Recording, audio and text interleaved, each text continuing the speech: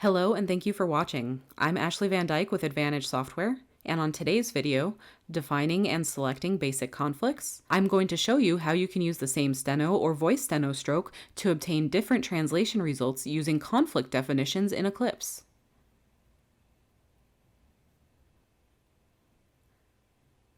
I've created this sample document, and within it I'm going to define 6 conflicts and show you how to select them, and then we will retranslate the document to see the improved results with the conflicts. The first conflict in this document is for the word page. I have it in here 3 times. The first time this is correct. However, the second instance of page here, I would prefer if this was capitalized before a number. And the third instance, although it's capitalized, it's only capitalized because it's at the beginning of a sentence, and the number after it is written out.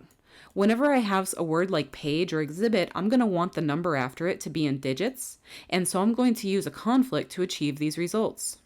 I'm going to put my cursor in front of the first page and global it, and to define a conflict, you always start with a backslash. And I'm going to enter the choices that I'd like to use whenever I use the word page. The first one is going to be page with a lowercase p. And after the first conflict selection, I'm going to again start the second conflict selection with a backslash. And this time I'm going to use page with a capital P. However, at the end, I'm also going to add a command to force any numbers that follow the word page to come out as digits instead of written out. So I've added open curly bracket, #, capital N as in number, close curly bracket. This is going to give me a number in digits following the word page whenever I use it if there's a number. Otherwise, it should just default to the uncapped page. So I'm going to make sure that this is going into my main dictionary, and I can do that by pressing Ctrl M or selecting the main dictionary and hitting OK. And you see that this has turned this entry into a conflict in each of these places. My conflicts are various shades of green depending on their status. You can choose a conflict choice by hitting the number associated with it. There are 3 places to see this information. If you use the info bar in the top left-hand corner, your conflict choices will always be the first choices in order relating to your conflict. So I have 1 page with a lowercase p and 2 page with a capital P and the number command. And if I look in the bottom left-hand corner in the status bar, I see the same information, indicating that I can choose each of these conflicts with the appropriate number. And in the bottom right of my note bar, I also see again the same information.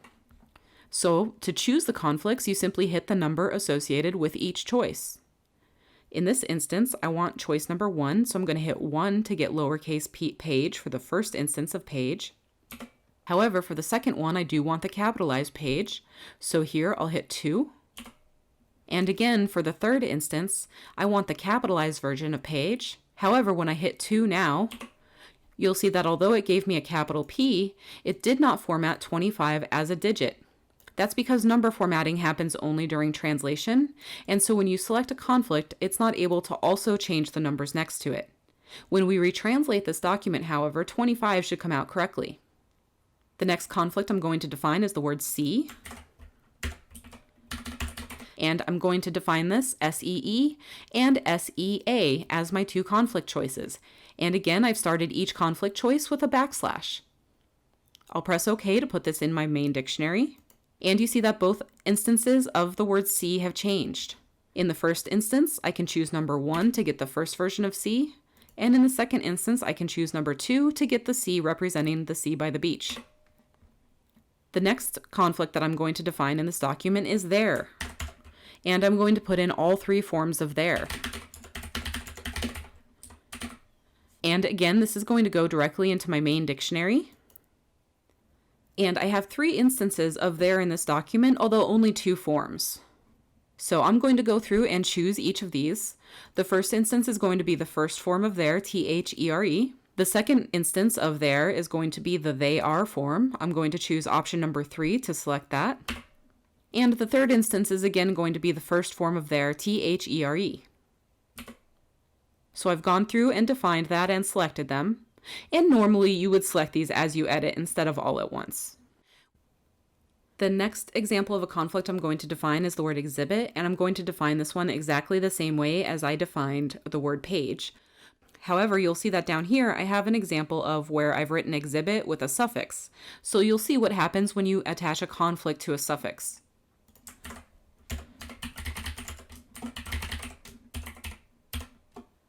So I've defined exhibit exactly the same way as I defined page, with the lowercase entry first, the capitalized entry next, followed by the number command, and again preceded by a backslash. I'm going to again put this in my main dictionary, and you'll see that each of my exhibit entries has changed. And so for the first two, it is going to be the second choice to get the capitalization and the number. And again, it's not able to convert the number for me in this step. However, for this third example of exhibit, it's going to be the first conflict selection of just the lowercase word exhibit to create exhibiting. So now I have exhibiting, as well as my two capitalized exhibit examples. The next example that I'm going to global as a conflict is the word no, and I'm going to global this as NO and KNOW.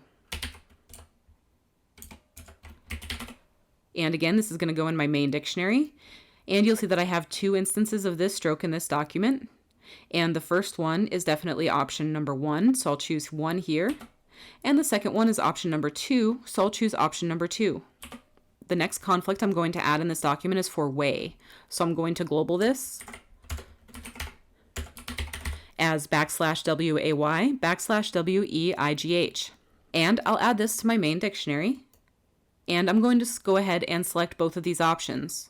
The first one being WAY, and the second one being WEIGH. The last conflict I'm going to define in this document is for your, and I'm just going to put both forms of your here, and again directly into my main dictionary. And I'll select both of these. And now I have a document where in only a few lines I've added 6 different conflicts that will save me from having to remember a separate stroke to get a different spelling or to get a different behavior. So what I'm going to do now is close this document and retranslate it. I'll go to Alt-T, Notes, and I'm going to select my note file, and I'll hit Quick Tran. I'm going to retranslate the file. I'll press OK. And you see that each of these conflict selections has chosen correctly. You see that each of my 3 page examples has chosen the correct conflict selection. Each example of C, there, and there have chosen correctly. All 3 examples of exhibit have chosen correctly, including exhibiting, which produced the correct spelling. And at the end of the transcript, you see that both instances of no, way, and your have all chosen correctly. In this example, all I had to do was define the conflicts and choose them a single time in order for Eclipse to learn the rules.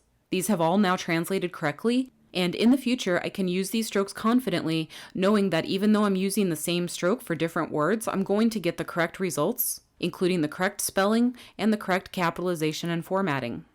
Many people are scared to employ conflicts in their writing, but they're very easy to use and they're easy to train. Should Eclipse ever choose the wrong conflict choice, when you correct it, you're teaching Eclipse the best practices to use, and it shouldn't make that choice repeatedly.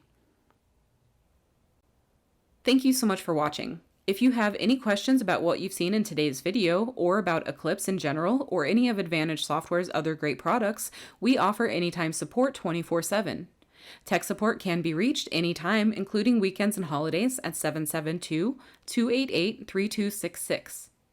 Email support is also available at support@eclipsecat.com. Thank you for watching. Please hit the thumbs up button if you like our videos, and subscribe to our channel and turn on notifications so that you'll be notified when we publish new content. Thanks so much and have a great day.